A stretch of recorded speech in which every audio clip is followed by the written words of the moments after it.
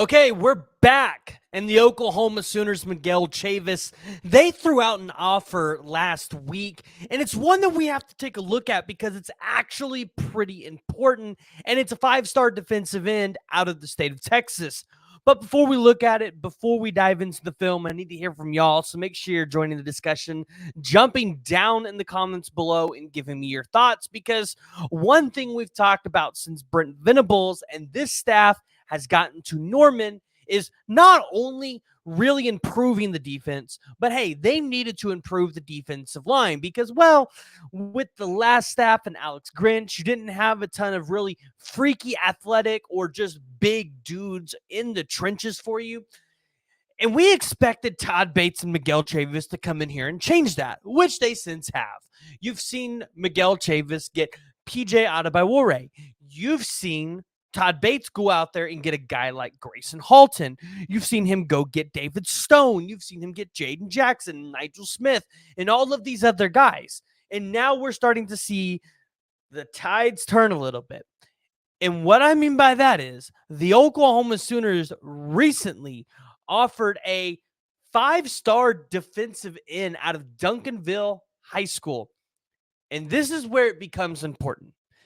If you go out here in your first year in the SEC and you have a really, really good season, and then you can turn it around in 2025 and have another stellar year, we could be talking about Oklahoma taking a defensive lineman out of a school that they really feel like they haven't recruited well out of. I mean, you just saw Colin Simmons, a 5-star edge rusher out of Duncanville High School, played on the opposite side of Kevin Ford Jr., completely made other offenses absolutely terrified to play them, go to Texas.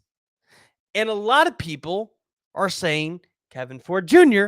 might be trending to Texas. Here's what I have to tell you, though.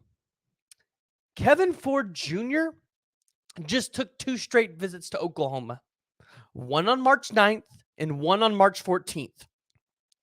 And when you look at Oklahoma getting 2 straight visits like this out of the blue, getting offered on March 7th, there's got to be something there.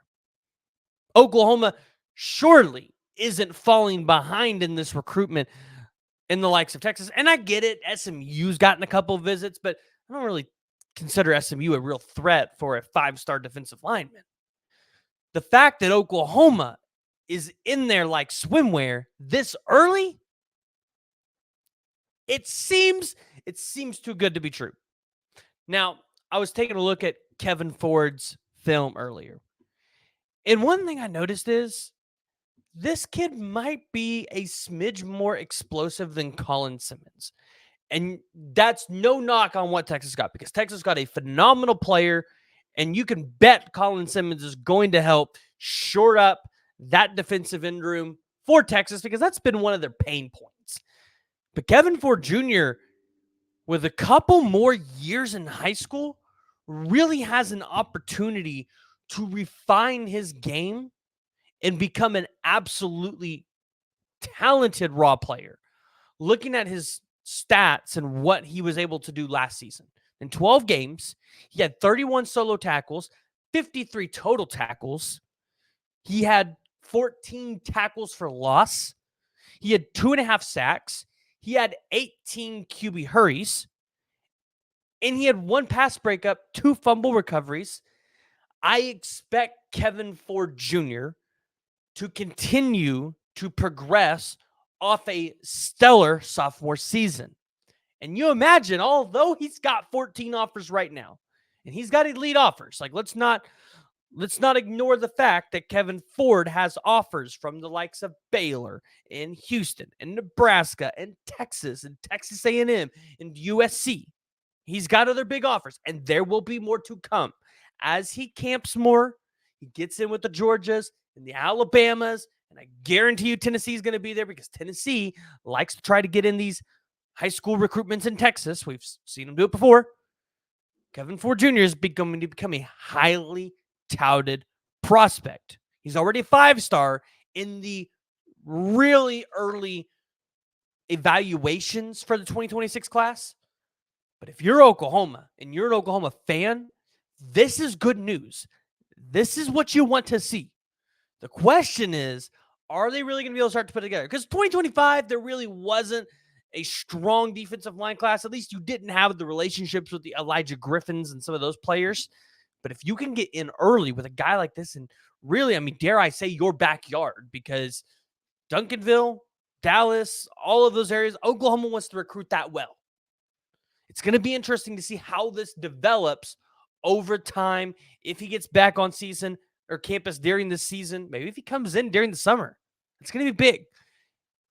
There's a lot of kids that come out of Duncan. I mean, look at last year. You had Colin Simmons. You had Caden Durham, who a lot of people wanted, Alex January, and Kadavian Dotson. They have talent at that school. And if you can maybe start yourself a pipeline, if you're Oklahoma, you're feeling pretty good about it. So I want to hear from y'all. Make sure you guys are joining the discussion, jumping down in the comments below, giving me your thoughts. And if you guys haven't already, you guys need to hit the subscribe button, because I'm trying to get to 10,000, and I want you guys to be a part of the community. Also, we got a video coming out later about Oklahoma basketball. I need to get y'all's thoughts on that. So make sure you tune in.